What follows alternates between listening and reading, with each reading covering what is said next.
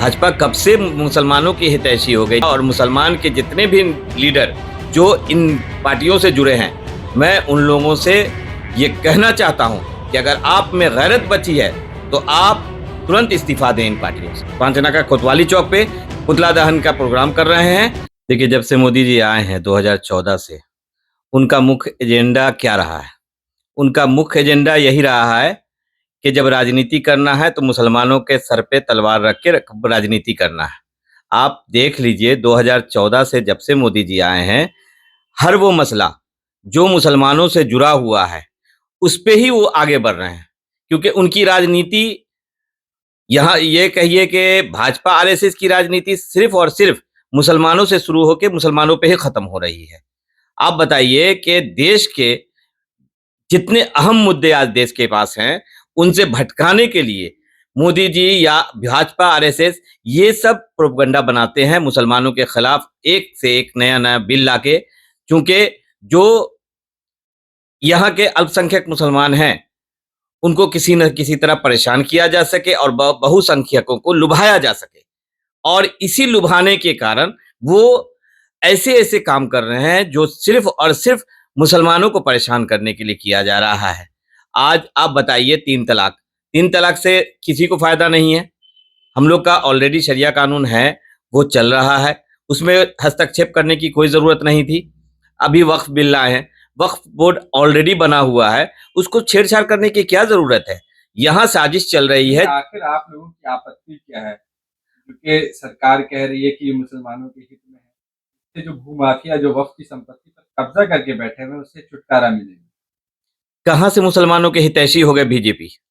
भाजपा कब से मुसलमानों की हितैषी हो गई? जब उनको पता है कि मुसलमान से ही मेरी राजनीति चलनी है, वो कैसे भाजपा मुसलमानों का फायदा करते? आज आप बताइए, 543 लोकसभा में भाजपा जहां जहां लड़ती है, कभी देखा आपने किसी एक मुसलमान को उन्होंने टिकट दिया हो? पहले आप शहनवाज हुसैन हुआ करते थे, मुख्तार अब्बास नकवी हुआ करते थे। मोदी जी के राज में आने के बाद ये लोग भी लापता हो गए। तो भाजपा की अभी की जो राजनीति है, मोदी जी के आने के बाद, अमित शाह के आने के बाद, मुसलमान के बगैर उनकी राजनीति है, उसको बस हथगंडा बना के बहुसंख्यक को रिझाने के लिए अल्पसंख्यक पे वार किया जा रहा है। आगे कांग्रेस के जिलाध्यक्ष होने के नाते, अल्पसंख्यक विभाग के जिलाध्यक्ष होने के नाते आप लोगों की क्या रणनीति है? इसको लेकर आगे आप लोग किस तरीके से विरोध जताएंगे? देखिए, अभी हम लोग की रणनीति यही है। अभी बिल पास हो गया है। सबसे पहले हम लोगों को, ऐसे नेताओं को, ऐसे पार्टियों को बेनकाब करना है जो मुसलमानों के हितैषी बनते हैं। बिहार में जनता दल यूनाइटेड हो गए, लोजपा हो गई, तमिलनाडु, कर्नाटक में टीडीपी हो गए।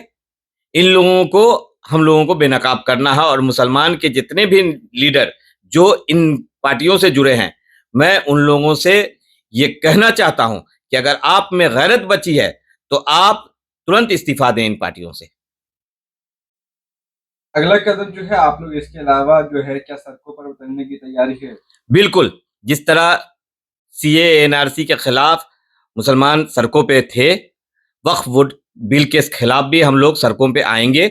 हम लोग अपने हक की लड़ाई लड़ रहे हैं, हम लोग किसी से भीख नहीं मांग रहे हैं। भाई साहब, हिंदुस्तान की जमीन पे चीन ने कब्जा करके रखा है। प्रधानमंत्री जी जाके वहां उनसे जमीन लेना। यहाँ हमारे जमीनों को कब्जा करके वो अपने दोस्त मोदी, अडानी और अंबानी को देना चाहते हैं। यही वजह है जो ये वक्फ बिल लाया गया है। इसके खिलाफ कल हम लोग शाम में यहीं पांचनाका कोतवाली चौक पे एक पुतला दहन का प्रोग्राम कर रहे हैं, जिसमें मोदी जी का, नीतीश जी का और लोजपा के चिराग पासवान का पुतला दहन हम लोग करने वाले हैं।